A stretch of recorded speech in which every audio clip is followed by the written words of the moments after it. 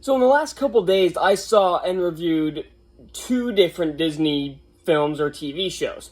One being Lightyear, which I tore into over the weekend, and Obi-Wan Kenobi, which I tore into yesterday. But the quality of the film and TV show are not why I'm here today. I'll probably have a review later on today, but that's a different issue. What I'm here to talk about is some of the behind-the-scenes shenanigans that went on. Most of it over social media. And I'm here a bit more bitter than usual because I watched a lot of bad stuff today. I saw the finale of Kenobi, which was bad, and I ranted about that for almost 30 minutes. The Gotham Knights trailer for the CW was it looks like it could be possibly the worst TV show I've ever seen in my life. That's giving Riverdale a run for its money. You know it's bad when the best thing I saw today was one of the newer episodes of The Flash. That's not good. But today, we're not here to talk about a quality of a film or TV show. We're talking about Disney's bullshit. And I guess we'll start with Obi-Wan Kenobi, because there are several things that are wrong there.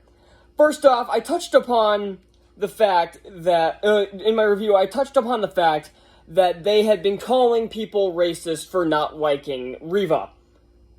And I never, the problem with this is, if there were people that were being racist towards her, they never once leaked any messages or anything that were being racist. Not a single damn one. And all the people that I saw were complaining that she was poorly written, that her acting was terrible, and that she had no place being in the show, especially not in it as much as she was. To the point of pretty much being the main character, and the one they clearly wanted to focus more on. And that's the same thing with, everybody, Disney, Lucasfilm, and Disney shills, and people who work for them, and the people who the devoted fans of people will call people racist if they don't like a casting decision, or if they don't like a character that happens to be a woman of color. The Percy Jackson fans have been notorious to this, and so is Rick Riordan, after his piss-poor casting of Annabeth. And again, I've never seen anything actually racist. It's been people calling out the casting, about the fact that he's touting the fact that it's going to be so close to the book, and immediately pissed all over that with his casting. So, but I already ranted about the shitty casting and the Percy Jackson in the video that a couple of you saw. Getting back to Obi-Wan Kenobi, so we all knew this was bad, and even Ewan McGregor went on social media to do the exact same fucking thing, and all respect for Ewan McGregor was lost there. And so we're moving on from that, because I already went into it in my reviews, but it had to be stated again. Another thing was that I only briefly touched upon in my review was the mistreatment of a certain stunt double, and it's one who was inside the suit of Darth Vader. No, it was, contrary to belief, it was not Hayden Christensen in there 100% of the time. They had, I believe there was 3 other people in that suit as well, but the dude who was basically in it the most was treated horribly like Lucasfilm. And you know how all these companies and stuff putting the Ukrainian flag, pray for Ukraine and everything? The guy who they were treating like shit was Ukrainian, so oops. So what went on was the fact that they didn't pay him for his rehearsals or for his reshoots. And so basically he made no money from being in this role. Absolutely none. They fucking screwed him over.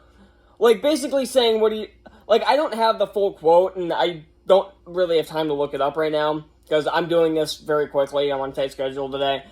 But it's basically, he said that I basically went into this broke and came out the exact same way, because they refused to pay him for rehearsals or reshoots. That is one of the most despicable things I have ever heard a movie studio or any studio do.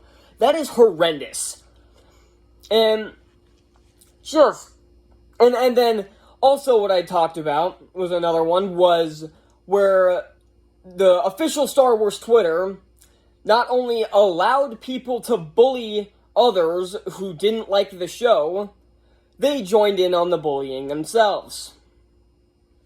And these are the same companies that want you to believe they promote love, they promote unity, they and all that other shit, are the same ones trying to divide people. Same thing with the political party they support, so it should come as no surprise. But we are literally seeing through the lies of Lucasfilm, because they are basically touting it. They are basically showing us, we don't care that we're lying our ass off. We don't care if you know we're lying our asses off to you. We're going to lie all we want as long as we can push our agenda. Because again, it's like the same thing with Reva. I don't think they've ever once shown any like tweet or post or message or anybody being racist towards Moses Ingram. Because I've never seen anybody act racist towards Star Wars actors. Even when Ahmed Best was being absolutely ridiculed on social media back when he played Jar Jar Binks, it wasn't because of his skin color, it was because of Jar Jar Binks. And those are the same kind of fans who I don't consider actual fans. They're despicable people. So this is, oh my god, because can anybody tell me, did anybody post racist comments towards Billy D. Williams, or Donald Glover, or Giancarlo Esposito, or John Boyega? The only people I can think of who were racist towards John Boyega were Disney themselves, for them shrinking his picture on the poster to appease a racist country, and also treat him like shit through the other ones, making his character look like a bumbling idiot. Whoopsie. So, everyone knows Disney, but now it's time to talk about something else. And this is the behind the scenes of Lightyear. Now, if you follow movie news like I do, you probably noticed that Lightyear bombed at the box office this opening weekend. And, like, even Looper did a video on it, but I feel like they missed the point. There are arguments where it was the release date because it had stiff competition from Top Gun Maverick and Jurassic World Dominion.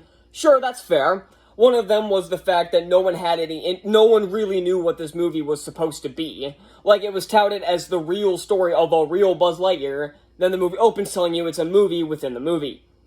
So people had no idea what to expect from this, and they really had no interest, and it showed them that they won't just show up for anything just because Pixar's name is on it. Well, those are all fair assessments. There's other problems that happen.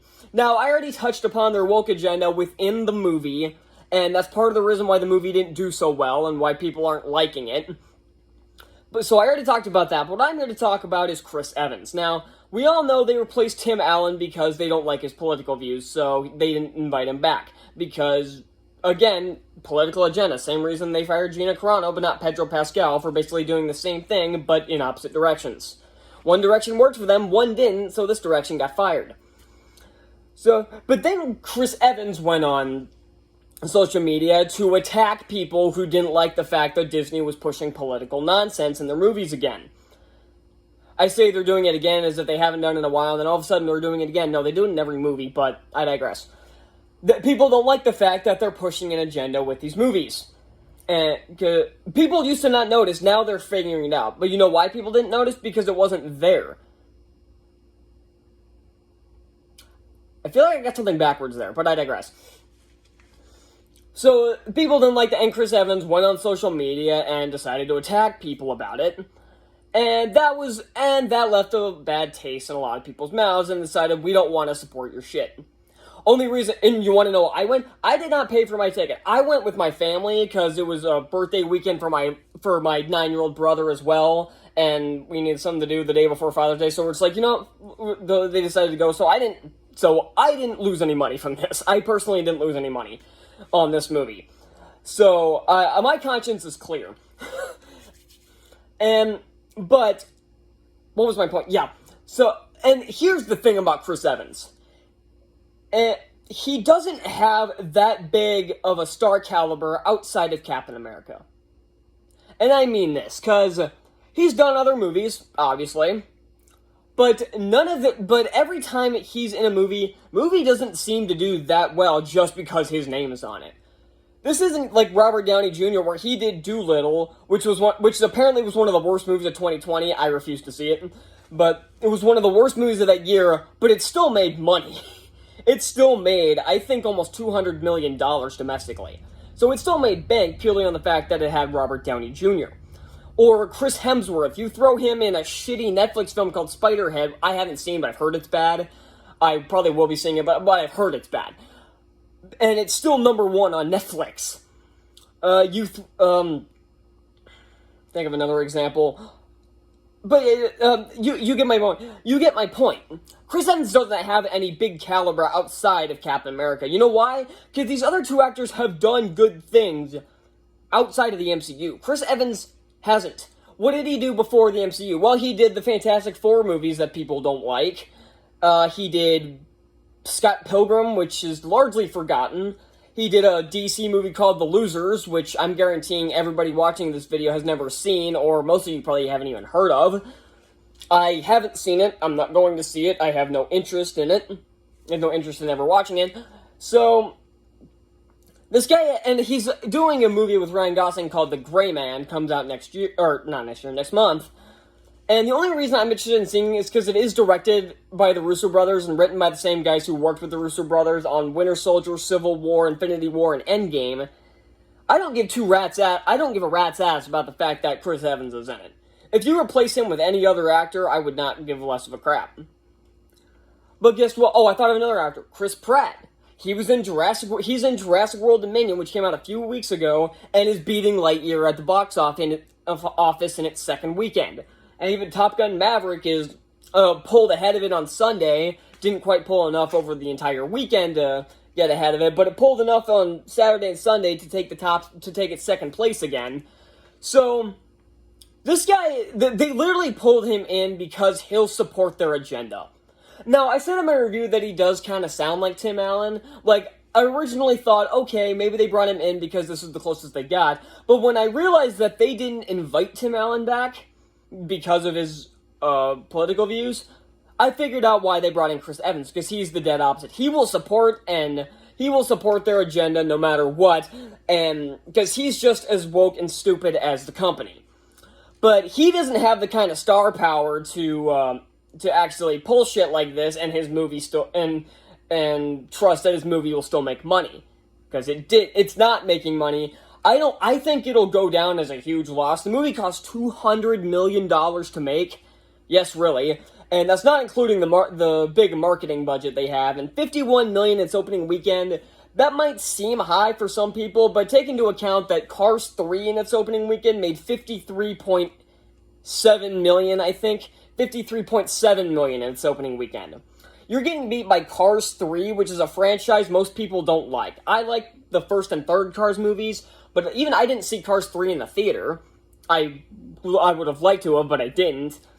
So, when your movie's getting beat by a movie not many people cared about, it shows that you didn't have the kind of star power, and your movie didn't have the kind of staying power to warrant you being a jackass on social media. So, yeah, not much else to say, just I can't believe how far down the rabbit hole Disney has come. Like, I'm already pissed at Disney for the last couple years of their shenanigans, but they hit a whole new low in this past month. Hell, past 2 weeks, they've hit a new low, and it's painful. Disney used to be the company that promoted love and unity and all this other stuff, but now they are the dead opposite due to their political views bleeding into their movies and shows, and into the actors they cast as well. This is pathetic. I hate it so much.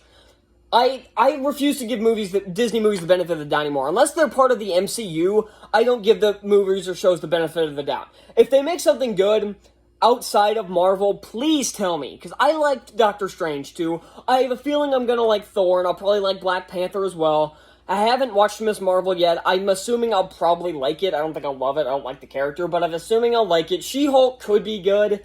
I loved Moon Knight, so there you go. When they keep their heads out of their... But you know what the thing about Moon Knight and Doctor Strange Multiverse of Madness were? No agenda. None. And that's why the movies were liked, and why the Moon Knight shows why they were liked, and that's why they did well. Because people care about movies and shows that are just there to tell a story. Disney used to understand this but they don't anymore. They don't. So, that's all I got for this. I'll probably have another review up today at some point. It'll probably be Jurassic World, but you never know. I'm working on some rankings. I'm going on vacation in about a week, so I'm gonna have to. So at the end of in about a week, I'm gonna be like filming like 3 or 4 videos in one night to try to catch up. So yeah, that's my week, just filming for the future, I guess. So I guess I'll see you guys in whatever video I make, in whatever review I make later today. So I'll see you then. Bye.